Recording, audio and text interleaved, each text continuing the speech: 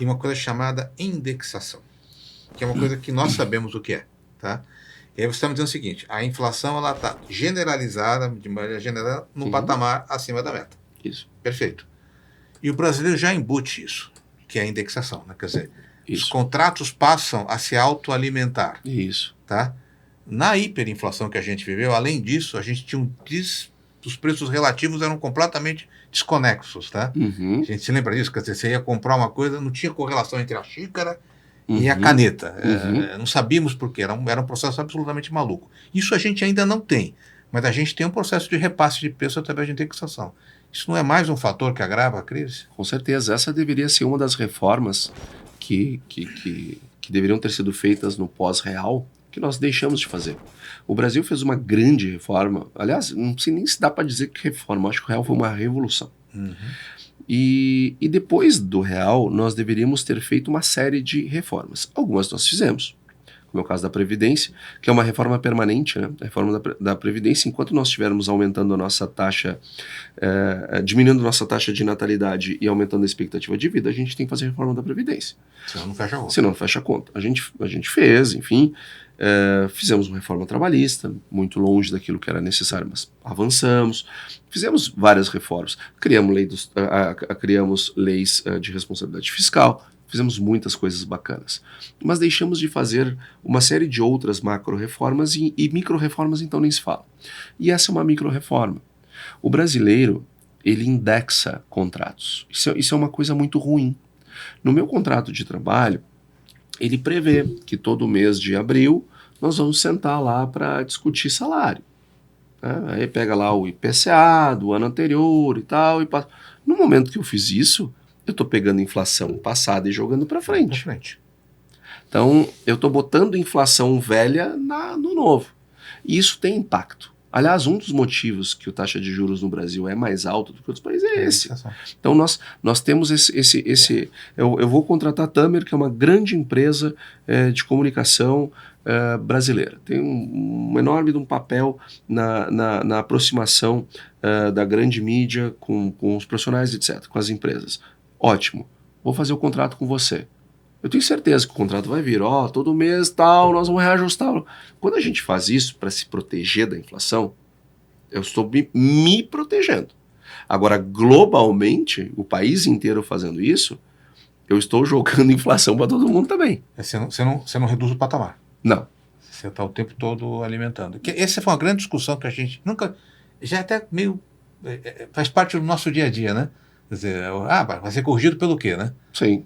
GPM. Teve uma época que GPM, você lembra? GPM explodiu. Os contratos de aluguel, né? Os contratos de aluguéis, via de regra, eles são corrigidos pelo GPM, que é uma inflação de atacado, que pega, em parte... Eu não concordo com o uso do GPM. Ele virou moda, né? Quer dizer, não é moda. Ele virou comum. O uso. Então era melhor botar o INCC, que é o Índice Nacional da Construção Civil, faz mais sentido. Mas enfim, o fato é que a gente não deveria indexar nada, nem salário, porque o ganho de aumento do salário ele deveria estar vinculado à produtividade e não o comando inflacionário. Mas a gente faz isso e ao fazer isso a gente retroalimenta a inflação. Então, e aí, você fez uma correlação interessante, quer dizer, tudo isso aqui que a gente está vivendo hoje, você tem indexação de um lado, e você tem muito dinheiro na mão da população, através dos estímulos que estão acontecendo. Vai ter outro estímulo agora, se a reforma do IR passar, as pessoas até R$5.000 vão ter mais, pelo menos, quase um salário a mais por ano, né? A ideia é mais ou menos essa, que eu estava vendo essas contas. E toda a política que a gente tem visto até então vamos estimular o crescimento pelo aumento da capacidade de compra, crédito, benefício. Isso daí é algo que não vai dar certo, pelo que você está colocando, porque vai gerar mais inflação. Gerando mais inflação, o Banco Central vai ter que puxar essa taxa de juros. Puxar a taxa de juros estrangula as empresas. Cara, essa equação não fecha. A economia ela não perdoa. E ela não tem lado político, ela realmente não está nem aí para os mandos ou desmandos. Ela cobra o preço. E as boas intenções, elas também têm reflexos econômicos. Pro bem e pro mal. No momento que... em primeiro lugar, eu quero deixar bastante claro que eu não acho errada a tese do reajuste das pessoas que ganham até 5 mil reais. Eu não acho, porque se nós olharmos a tabela do IR, o governo aumenta a carga tributária todo santo ano à medida que ele não reajusta a tabela. Sim. Então, no momento que eu não vou reajustando a tabela, eu vou pagando um imposto cada vez maior. Sim. Então, e se a gente pegasse de lá de 90 e poucos para cá, daria mais que 5 mil reais. O que eu não acho certo é o governo pegar, não, é para quem ganha até 5 mil reais. Tá, mas quem ganha mais que isso, não, vai seguir pagando pela tabela velha e o imposto não vai ser corrigido até ali os 5 mil para ele. Por que eu não acho isso certo? Primeiro que isso é uma gambiarra. Isso torna o nosso sistema mais complexo ainda. Como é que explica para um estrangeiro como vai ficar agora? A gente aumenta o nível de complexidade e, consequentemente, a gente aumenta a possibilidade de subterfúgios, etc., e de gambiarras. Isso encarece os custos de transação. Então, eu não gosto da forma, mas eu concordo com a tese. Agora, essa tese, ela precisa ser compensada. Ou eu compenso com aumento de impostos, cobrando em outro lado, ou eu diminuo meus gastos.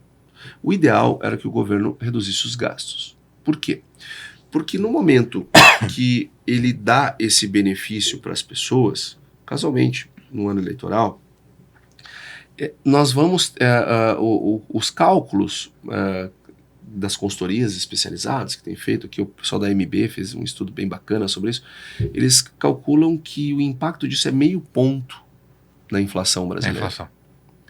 Então veja, o cara aumenta a capacidade de consumo dele, porque ele vai ter mais renda no bolso, mas ao mesmo tempo as coisas vão ficar mais caras para ele comprar. Isso vai corroer a capacidade de compra. Vai corroer o poder de compra da moeda, que vai ser desse cara que está tendo esse benefício e de todos os outros que não estão tendo esse benefício. Então, do ponto de vista inflacionário, isso é muito duro. A menos que o governo busque esse dinheiro de outros. Se ele cortar gasto, por exemplo, bom, tudo bem, eu estou expandindo por aqui, mas estou contraindo aqui. Tony, você viu algum governo cortar gastos? Não, a gente tem governos. Eu vi um, que foi o Mário Covas aqui em São Paulo. Governo do Estado de... Sim, mas governo, presidência, Fernando Henrique... O Temer foi um cara que cortou gasto. Temer sim, quando fez a lei do teto. FHC, Lula, Sarney. O Bolsonaro fez corte de gastos em 2022, mas não foi uma coisa sistêmica ao longo do tempo, até porque tem pandemia. É muito difícil, né? Porque isso não dá voto, né? Isso aí é uma coisa que não é? Eu fico muito frustrado, porque você vê, qualquer medida, assim, o cara está olhando o próximo mandato, não é isso? Você não tem uma visão, como teve no agro, né? O agro a gente teve 30 anos de uma política consistente de aumento de produtividade, de abertura de mercado. E hoje nós somos o que somos porque foram 30 anos de trabalho. Né?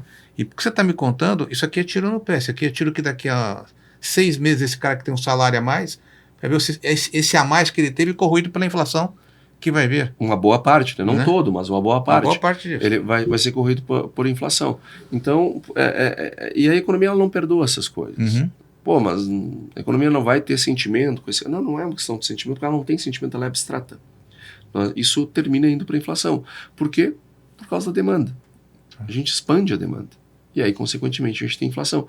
Então, nós temos que crescer a nossa renda pela produtividade em toda a economia brasileira.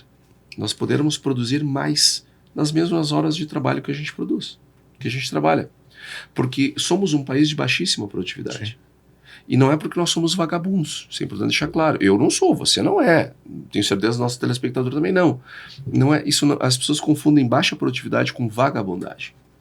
No momento que eu exerço um trabalho para, sei lá, cobrar impostos, né, ou apurar os impostos da empresa que eu trabalho, se no meu concorrente, num outro país, precisa de uma pessoa para fazer isso e no meu país precisa de 20, eu estou diminuindo a produtividade.